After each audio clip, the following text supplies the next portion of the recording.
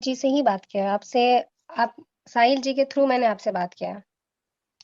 तो तो क्या आपने बात भी रहेगी? कंप्लीटली छोड़ दिया है या क्या सीन है? समझ में नहीं आ रहा है, क्या करूँ, क्या नहीं करूँ? और ये सबसे बड़ी चीज़ क्या रहेगी जिसकी वजह से नहीं छोड़ा? मैं ये आपकी समझ में आने के लिए मैं समझा सकता हूँ, अगर कोई टॉपिक हो आपके पास, नहीं तो बस फिर छोड़ें। फिर आप खुद सोचें।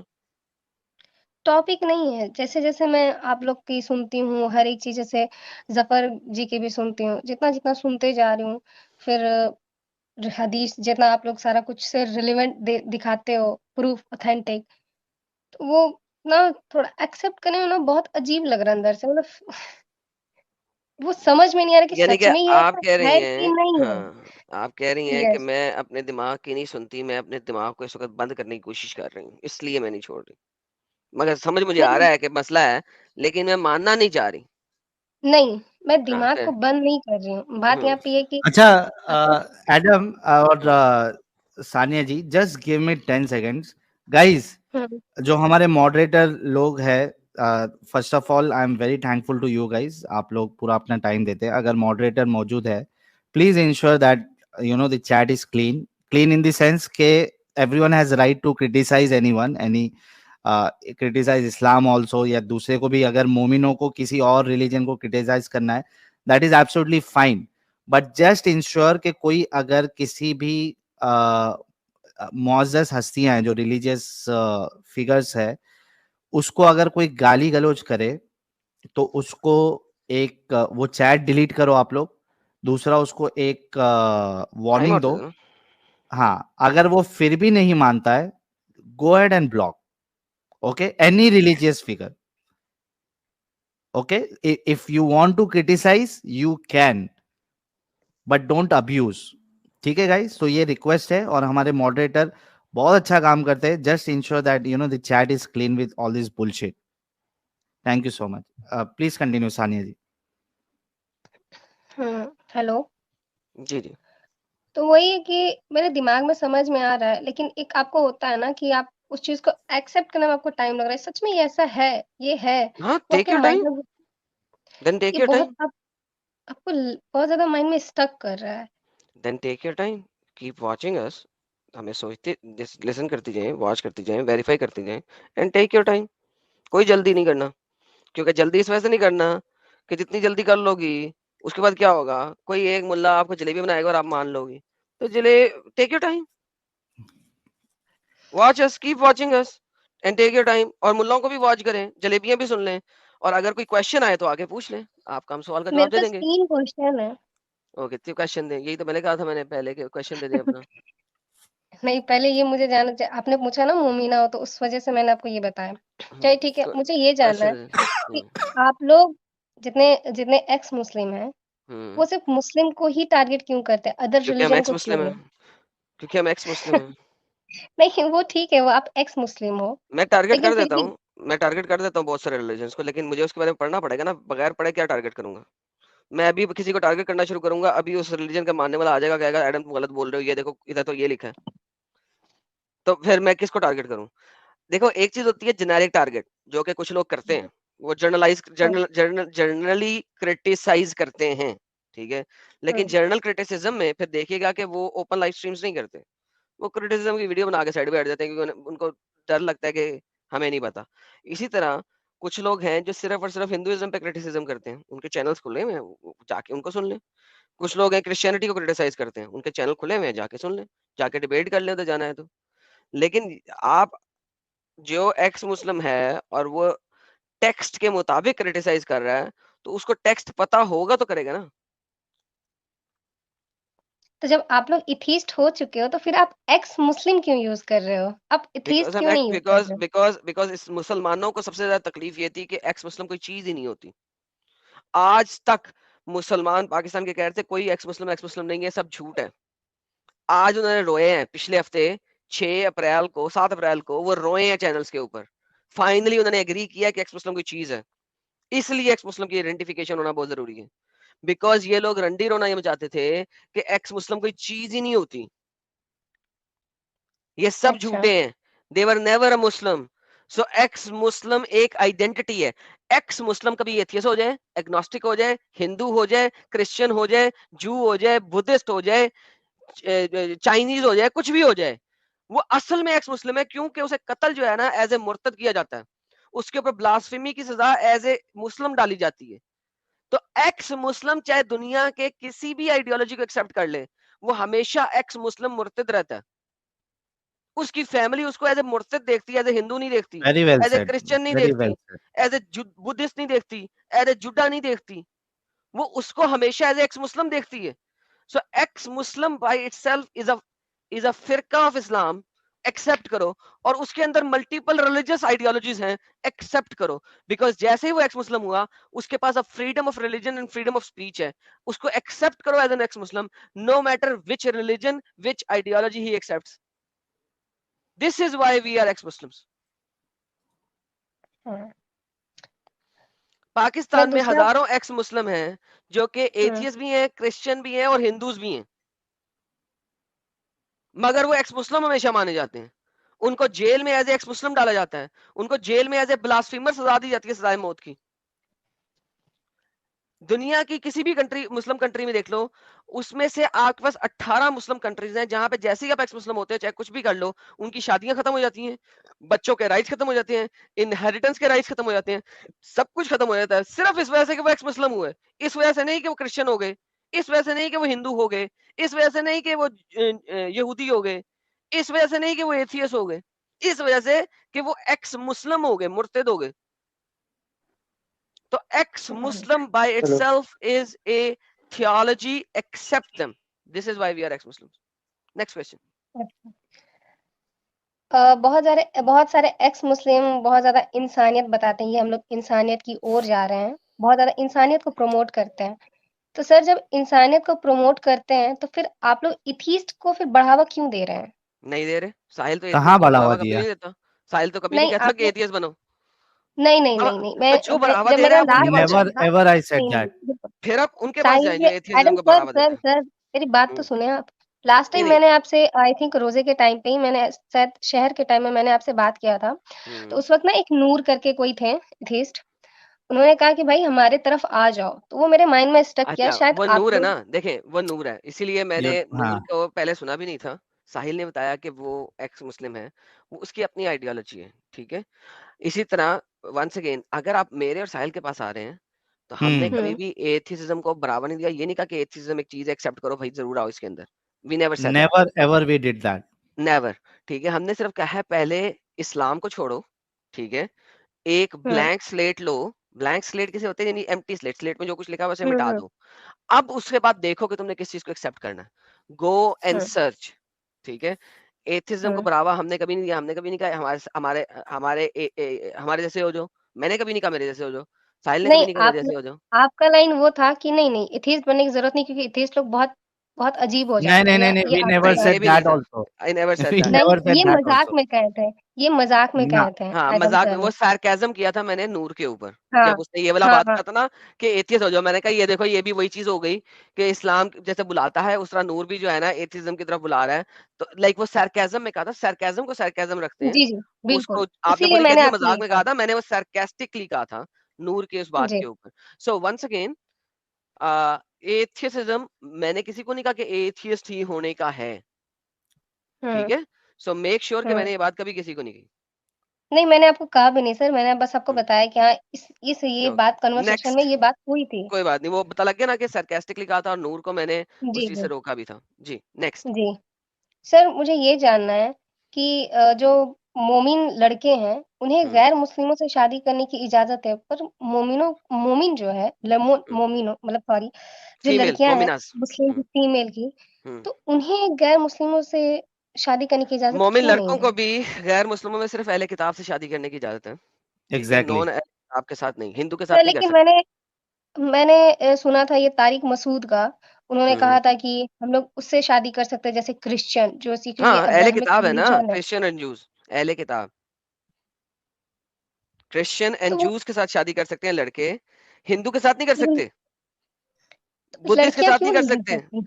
ओके, अब मैं बताया था क्यों करते हैं, क्योंकि लड़की को आप घर लेके आते हैं, so the base hmm. Idea is कि मुसलमान लड़का जब अहले किताब की लड़की को लेके आएगा तो कुरान के अंदर अहले किताब के मुतालिक इतनी बकवासियात लिखी हुई है कि इवेंचुअली उसको मुसलमान कर लेगा, नंबर वन। नंबर टू, जो उसके बच्चे होंगे वो मुसलमान ही होंगे, तो eventually with in a few years माँ भी एक्सेप्ट कर ही लेगी इस्लाम को, ठीक है। लेकिन सबसे पहले कहते हैं सबसे अफजल तरीका यह है कि उसको मुसलमान करके शादी करो, लेकिन अहले किताब के साथ उसको एज ए जू या क्रिश्चियन भी शादी कर सकते हो, मगर हिंदू के साथ शादी नहीं कर सकते, क्योंकि हिंदू स्क्रिप्चर कुरान के अंदर नहीं लिखे हुए, एथिसिस्टिक स्क्रिप्चर कुरान के अंदर नहीं लिखे हुए, उनके बारे में कुछ ऐसी खास इंफॉर्मेशन नहीं लिखी हुई, लिहाजा हो सकता है वो आपको गुमराह कर दें। इस वजह से मुसलमान लड़कों को भी सिर्फ अहले किताब से शादी करने का कहा हुआ है, और लड़की चूंकि हिंदू के घर में चली जाएगी या क्रिश्चियन के घर में चली जाएगी या जू के घर में चली जाएगी, तो वो अपने आप को इवेंचुअली क्रिश्चियन बना लेगी, इसलिए उसको घर से बाहर नहीं भेजना, उसको घर में ही रखना है, वरना तो वो क्रिश्चियन हो जाएगी, क्रिश्चियन के घर में जाएगी। लेकिन क्रिश्चियन इकलौती लड़की को आप लेके आ रहे हो तो आप उसे कन्वर्ट कर लोगे, दिस इज द रीजन। अच्छा और सर, यहाँ भी तो एक जब ये पेट्रियार्कल सोच नजर आती है अल्लाह की, कि भाई अगर आप लड़के के घर पे जाते हो तो बाय डिफॉल्ट आप लड़के वाला मजहब अपनाओगे। Just think on sir that अगर ऑल्सो। क्योंकि जैसे अभी मेल डोमिनेटिंग है ना इस्लाम। हम्म। सर यहाँ पे जैसे ये ग्लोबलाइज़ है, तो अब के टाइम पे अगर लड़कियाँ अगर मैरिड करती भी हैं, मतलब चाहे मुस्लिम हो चाहे किसी से भी, अगर वो अपना रिलीजन नहीं बदले और अपने बच्चों को वो जैसे न्यूट्रल रखे, चाहे इस्लाम में ये काम करके दिखाओ। इस्लाम में मर्द जो है बीवी के ऊपर हुक्मरान है, कुरान की आयत है, सूरह बकरा की भी आयत है, चैप्टर नंबर 4 की भी आयत है, मल्टीपल आयत है, ठीक है। वो हुक्मरान है, उसका दर्जा बड़ा है, वो इवन अपनी बीवी को चपेट भी मार सकता है, अद्रबुहुन्ना, ठीक है। उसको अपने बेड से परे कर सकता है, उसकी उसकी मना कर सकता है कि तू मेरे पास बेड पे ना है, तू बदल रही है, तू सर उठा रही है, उसको जैसे ही शक होएगा कि ये सर उठा रही है, तो बेसिकली, और पावर भी उसके पास है तलाक देने की। तो at the end of the day आजकल की सोसाइटी में अगर कुछ भी ऐसा होगा तो वो तलाक दे देगा, उसको क्या तकलीफ है। ये कौन सी जन्मों जन्मों का साथ है कि तलाक नहीं दी अच्छा, सकती और इनका जन्मों जन्मों का इनका साथ है। जो सवाल था ना, बुनियादी सवाल एडम, वो ये था कि अगर गैर मुस्लिम से कर भी लेते हैं तो हम्म। और बच्चों को न्यूट्रल पाले, तो इसमें एक चीज I think we are missing, कि इस्लाम की नजर में वो तो हलाल रिश्ता है ही नहीं, फिर तो आप वो जिना कर रहे हैं। नहीं, एक एक सर दूसरी बात, आपको आपको निकाह भी जो करना पड़ेगा, इजाब और कबूल भी जो करना पड़ेगा, वो इस्लामिक तरीके से करना पड़ेगा, और फिर आपने बच्चों को इस्लामिक तरीके से ही पालना है, ठीक है। अब अगर वो बंदा अपने बच्चों को इस्लामिक तरीके से नहीं परवरिश करवा रहा, ठीक है, तो फिर वो तो मुनाफिक हो गया ना। He is not even a Muslim, so he is already, वो जहन्नम के सबसे निचले दर्जे में होगा, ईंधन बनेगा। तो इनफैक्ट रीजनिंग यही है। लेकिन आजकल की सोसाइटी में कोई मुनाफिक मुसलमान हो सकता है जो ना अपनी बीवी को तंग करे और वो नॉन मुस्लिमों की तरह जिंदगी गुजार रहा हो इन रियलिटी, तो वो मुनाफिक है। वो तो जहन्नम के और भी बुरे दर्जे में है। हम लोग सड़ेंगे जहन्नम के ऊपर दर्जों में, ये तो जहन्नम का ईंधन बनेंगे मुनाफिक जो है, कुरान की आयत है, जहन्नम का ईंधन बनेंगे। सर अभी जिस तरीके का भी जैसे ग्लोबलाइज़ है, अगर हम लोग पैरेलली तो हम लोग लेके नहीं चल सकते ना कुरान को, क्योंकि अगर उसको लेके चलते हैं तो या तो फिर आपका दुनिया छूट जाएगा, अगर आप दुनिया लेके चलते हैं तो दीन छूट जाता है, लेकिन दीन थैंक अगर यू, दुनिया में थैंक यू। तो इस्लाम इस दुनिया का नासूर है इस वक्त। Thank you, thank you so अगर much. It's not compatible in the world, it was only compatible at the time जिस वक्त मर्द ताकत से लड़ाइयां करते थे और ताकत में थे और मर्दों की इजारादारी थी, उस वक्त तक इस्लाम सही था। जैसे ही दुनिया ग्लोबलाइजेशन की तरफ गई है और ह्यूमन राइट्स आए हैं, इस वक्त इस्लाम कंपैटिबल नहीं है with this world, simple. Thank you so very much. Why are you still a Muslim now?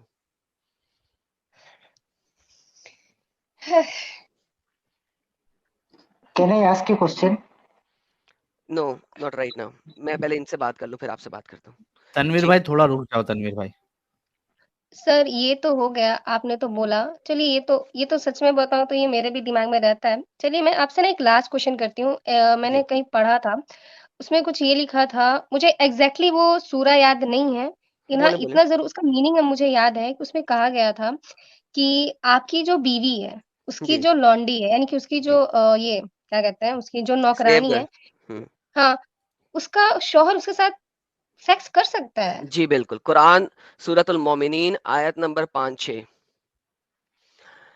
तुम अपने प्राइवेट पार्ट को संभाल के रखो हर किसी से एक्सेप्ट योर अजवाज, तुम्हारी बीवियां, एंड मलकल ईमान, और अपनी गुलाम लोंडियों के। तो मोहम्मद साहब ने खुद अपनी गुलाम लोंडी के साथ सेक्स किया था ना, मारिया किप्तिया के साथ, अपनी एक बीवी। कौन सी बीवी के घर में किया था साहिल? अ, समझ गया ये क्या मैं? अपना नहीं नहीं नहीं, उमर की जो बेटी थी, उमर की बर बेटी हफ्सा। हफ्सा के घर में, यस, हफ्सा। मोहम्मद ने अपनी गुलाम मारिया किप्तिया के साथ सेक्स किया हफ्सा के घर में, और हफ्सा वापस आ गई। वो वापस आ गई, उसे देख लिया मोहम्मद डिंगी डिंगी में मशगूल है। मोहम्मद ने कहा प्लीज आइंदा नहीं करूंगा प्लीज मुझे मत कहना, आयशा को मत बताना। उसने आयशा को बता दिया, कुरान में आयत आ गई। और जब ये दो तुम्हारी बीवियां तुम्हारे खिलाफ खड़ी हो गई, तुम कौन होते हो उस चीज को हराम कहने के जो कि अल्लाह ने हलाल कर दी हुई है?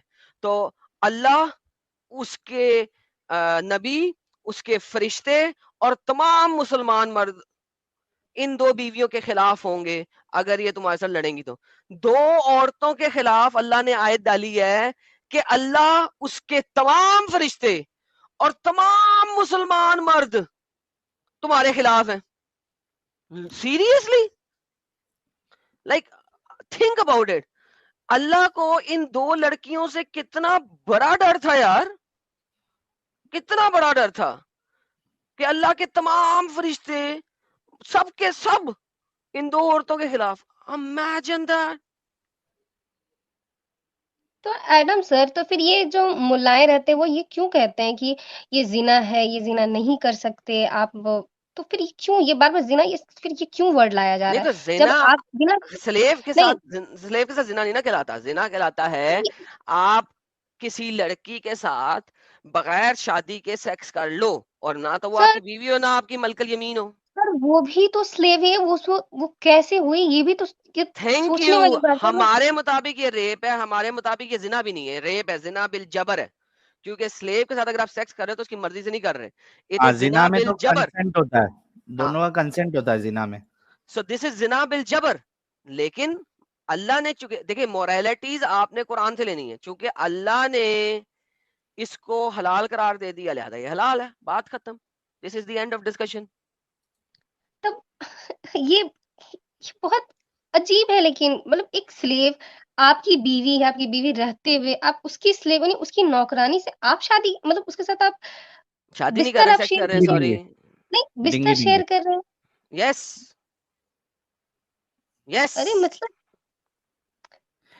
और सानिया जी, ये जो धब्बा है इस्लाम पे सेक्स स्लेवरी का और मुता का, ये इतना बड़ा धब्बा है कि कई सारे लोग जो बाकी चीजों में दिमाग नहीं भी लगा पाते हैं, ये दो चीजें ऐसी है जहां पे वो कमजोर पड़ जाते हैं और वो इस्लाम छोड़ देते हैं। तो ये बहुत बहुत ऐसा दाग है जो इस्लाम कभी नहीं धो सकता, कितनी भी अच्छा, कोशिश कर ले नहीं धो सकता। ये इस्लाम में वर्जिनिटी का कॉन्सेप्ट क्या है? किसका? वर्जिनिटी का क्या मतलब वर्जिनिटी का? बहुत जगह ऐसे मौलाना लोग जैसे बताते हैं कि लड़कियों को अपने आप को हिफाजत रखना चाहिए, इन फ्यूचर कुछ उनके साथ दिक्कत, ये मतलब ये क्या मौलाना सब कहना क्या चाहते हैं? ये मुझे मौलाना समझ क्या? में नहीं आ रहा। हाँ तो आउट ऑफ मैरिज सेक्स के बारे में कह रहे हैं, ना करो, अच्छी बात है, ना करो यार।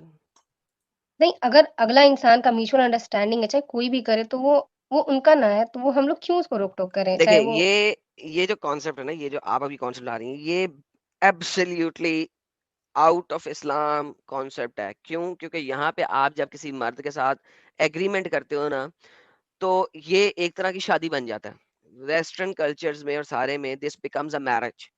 ठीक है, देखिए मैरिज मैरिज में और इस चीज में फर्क क्या है? सिर्फ ये फर्क है कि मैरिज में आपने अल्लाह को हाजिर नाजिर जान के कॉन्ट्रैक्ट किया, डिंगी डिंगी का कॉन्ट्रैक्ट, डिंगी डिंगी का ही है। ठीक है, यहाँ पे आपने किसी मर्द के साथ कॉन्ट्रैक्ट किया मगर अल्लाह को हाजिर नाजिर जान के नहीं किया। आपने कहा हम एक कपल हैं, now we are going to live together and we will do everything जो कि हम एक शादीशुदा जोड़ा मैरिज। करता है, जो कि मैरिज में होता है। लेकिन आपने वो विदाउट लफ्ज मैरिज यूज करके किया है। ठीक है, तो इसमें और इस्लामिक मैरिज में कोई फर्क नहीं है, क्योंकि इसमें भी जब दिल करे आप उसे छोड़ सकती हैं, ठीक है, और वो आपको छोड़ सकता है। और इस्लामिक मैरिज में भी जब दिल करे मर्द बीवी को छोड़ सकता है, बीवी नहीं छोड़ सकती मर्द को, लेकिन मर्द बीवी को छोड़ सकता है। तो in reality it is almost equivalent. यहाँ पे जन्मों जन्मों का साथ नहीं चल रहा। यहाँ पे ये नहीं कहा जा रहा कि until death takes up part. यहाँ पे ये नहीं कहा जा रहा कि हम अगले 7 जन्म में एक दूसरे का साथ निभाएंगे, ठीक है। तो ये जो आप अभी बात कर रही हो, this is almost equivalent to Islam, लेकिन इस्लाम इसको रिजेक्ट करता है। सर लेकिन अगर आप ग्लोबलाइज अगर इतने बड़े वर्ल्ड में हो और ये तो बहुत अरे फिर नॉर्मल ये है रिपीट टेलीकास्ट हो गया आपका। देखिए अब आप 4 अच्छा क्वेश्चन पीछे चले इसमें, गए। हाँ इसमें नहीं इसमें मैं एक मतलब आई थिंक वो जो बात कहना चाह रही है इसमें छोटा सा पॉइंट मैं ये रख देता हूँ कि आप जो बोल रही है ना, देखिए हुँ, we live in society Sania ji, एक चीज आप हुँ, ध्यान में रखिए, we live in society, okay. Society में कुछ चीजें एक सोसाइटी के हिसाब से सही है, दूसरे सोसाइटी के हिसाब से गलत है, okay. So that is hmm, absolutely fine. मिसाल के तौर पे हिंदुस्तान में आप बीचेस में भी आप नेकेड नहीं घूम सकते, है ना, हुँ, आपको पता है हुँ, ये, because we have that kind of society here, हुँ, अपब्रिंगिंग्स, ठीक है। But if you go to west और बहुत सारी जगह पे you have certain nude beaches, अच्छा, ओके। हुँ, यहाँ पे मैं एक चीज ऐड करूंगा साहिल। आपने कहा हाँ प्लीज। वेस्ट में भी it is not very common. The nude हाँ beaches are very very limited, और they are considered nude beaches जहां पे आप इस कंसेंट के साथ जा रहे हैं कि यहाँ पे नंगे लोग हो सकते हैं, ठीक है। हाँ, वरना दैट इज बाकी ग्रेट पॉइंट। बीचेस में, बाकी तमाम बीचेस में न्यूडिटी इज नॉट अलाउड। अगर कोई न्यूड होएगा तो उसे पकड़ के जेल में डाल दिया जाएगा इनडिसेंट एक्सपोजर के तहत, डिपेंडिंग ऑन कि इनडिसेंट एक्सपोजर का कौन सा लॉ, किस कंट्री में आप हैं इस वक्त, तो आपको इनडिसेंट एक्सपोजर के तहत जेल में डाल दिया जाएगा। So it's the same thing, but there are certain areas जहां पे न्यूड बीचेस हैं और न्यूडिटी अलाउड है, मगर वो सर्टेन एरियाज हैं, थैंक यू। कन्फाइंड है।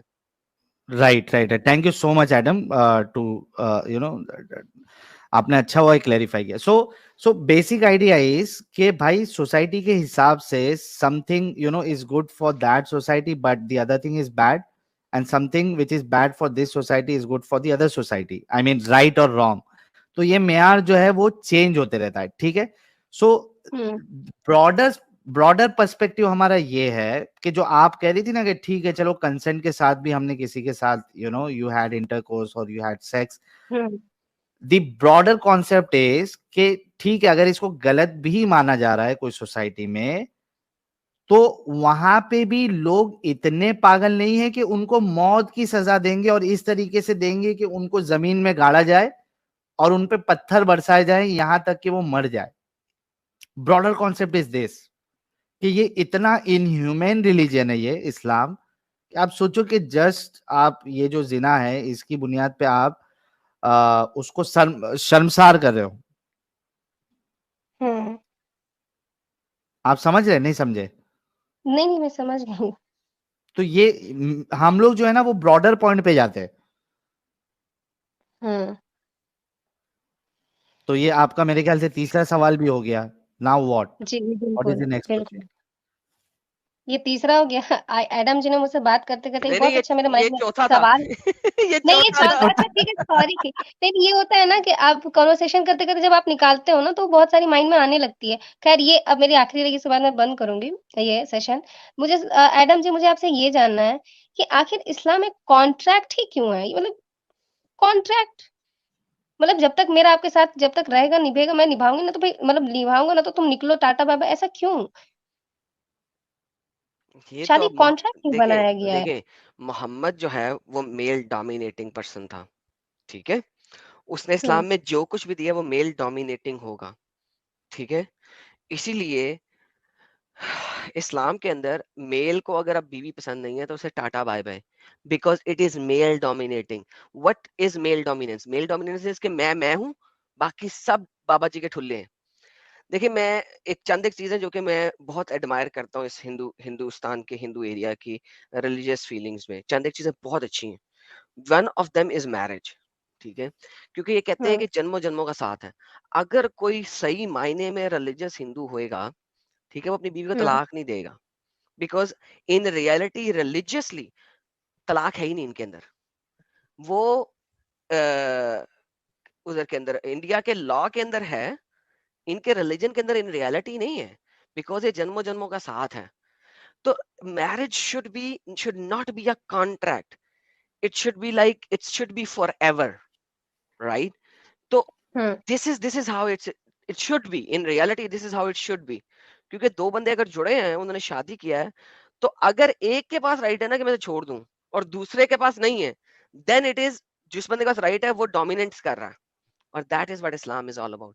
It is the religion of dominance, human अच्छा डोमिनेंस, मेल डोमिनेंस। सानिया जी, हाँ, जी। बहुत सही बताया आपको एडम साहब ने इस्लाम की हकीकत। Let me also put one point, see शादी में जो डिवोर्स है, actually it's a good option, but not the Islamic way. Okay, Islamic way जैसा एडम साहब ने आपको बताया, the all power is with male, the husband. ठीक है, वो अगर 3 तलाक दे दे, इफ यू गो बाय हनफी शाफी फिक, भाई 3 तलाक दे दे हो जाए, या फिर 3 इद्दत जो वक्त बीच में जो मुतय्यन किया गया उससे भी आप दे दे, तो the husband has all the right. Okay, यहाँ पे प्रॉब्लम ये वाला है, बड़ा बड़ा वाला। लेकिन एज अ होल अगर आप देखो तो divorce is not a problem, it's a good thing. लेकिन जैसे हमारा जो कॉन्स्टिट्यूशन है और जो बाकी जो लोगों ने जो लॉज बनाए हैं, कि भाई एक इंसान के पास पूरा राइट नहीं है कि वो जब चाहे मर्जी से जो है वो अपनी बीवी को छोड़ दे। If something is going wrong, there is a problem, then there is a court. या तो म्यूचुअली दोनों की अंडरस्टैंडिंग के साथ you can get separated, otherwise अगर एक सता रहा है दूसरा उस दूसरे को, तो वहां पे कोर्ट बीच में आ जाती है, जो आपका मैटर देखेगी और उसके बाद फैसला करेगी कि whether you will get divorce और नॉट। लेकिन जो इस्लामिक कॉन्सेप्ट है पूरा डिवोर्स का और शादी का, इट्स बुलशिट एक्चुअली, और ये एक मेल डोमिनेंसी है। Okay, thank you Adam ji और साहिल जी। थैंक यू जी, टेक केयर। अभी क्या बचा है फिर? सोचने दे, लेकिन जब भी आप छोड़ेंगी आके जरूर बताएंगी, आप या बीइंग आप श्योर? वापस इसे पक्का एक्सेप्ट करेंगी तो भी आके बताएंगी। लेकिन जब आप छोड़ेंगी तो धड़ल्ले से छोड़िएगा कि नहीं, अब मुझे सब पता है, अब तो कोई मुझे जो है ना हटा नहीं सकता। हिला नहीं सकता। हाँ, इसीलिए तो मैं वरना जितना हो वरना मैं भी मुसलमान हो जाऊंगा। ओके, नहीं, नहीं, आप जो कर रहे हो बिल्कुल सही कर रहे हो, आप जहाँ पे वहीं रहो। नहीं नहीं, आप अगर अगर आप नहीं बदलना चाहेंगे तो मुझे बता देना, मैं भी फिर कलमा शहादत पढ़ लूंगा, क्योंकि फिर आपने मुझे कन्विंस करना होगा। नहीं, नहीं, पहले मैं अच्छे से जान तो जाऊँ, ज धीरे-धीरे जितना जान रही हूँ, तो मेरे माइंड में बहुत ज़्यादा क्वेश्चन्स आ रहे हैं। तो इसलिए तो मैं तकरीबन मैं 4 या 5 दिन बाद मैं आपसे फिर से बात कर रही हूँ। हाँ, मुझे आजकल बड़ी ऑफरें आ रही हैं इस्लाम वापस शादी के एक्सेप्ट लिए? करने की। नहीं नहीं, अच्छा इस्लाम बोला। एक्सेप्ट करने। हाँ, शादी भी अच्छा। साथ में आई है, पैसे भी आए हैं, बड़ा कुछ आ रहा है इस वक्त। तो वरना छोड़ें बाकी, वरना फिर मैं भी एक्सेप्ट कर ही लेता हूँ, अगर ऑफरें अच्छी हैं, कुछ कुछ अच्छी भी हैं। अभी परसों वो एक बंदा आया था जय भीम के नाम से, उसने भी आके कहा था हमारा धर्म एक्सेप्ट कर लो। कितने पैसे चाहिए? मैं कहा यार, उतने पैसे तो दे नहीं सकेगा, लेकिन मुसलमान ज्यादा पैसे दे देंगे, तो टेंशन ना ले, मैं फिर इस्लाम ही कबूल कर लूंगा। वहां पे ज्यादा पैसा मिलेगा। हुँ। तो आजकल पैसों की बड़ी ऑफरें आ रही हैं। तो एक बंदे को तो मैंने कहा था बेटी भी देगा तो ठीक है, फिर सोचता हूँ कितने पैसे, खाली खाली पैसों पे नहीं, साथ में बेटी भी दे। बढ़िया है। ठीक है सानिया जी, आई होप के आज के जो आपके सवालात थे, हमने आपको तसल्ली बख्श जवाब दिया, जो कि उलमा के तरफ से ये नहीं मिलता है। टेक योर टाइम, लेकिन जब भी आप फैसला करें एकदम पक्के तौर पे करना। हाँ, ठीक है। ठीक है, हुँ। चलिए, बहुत शुक्रिया।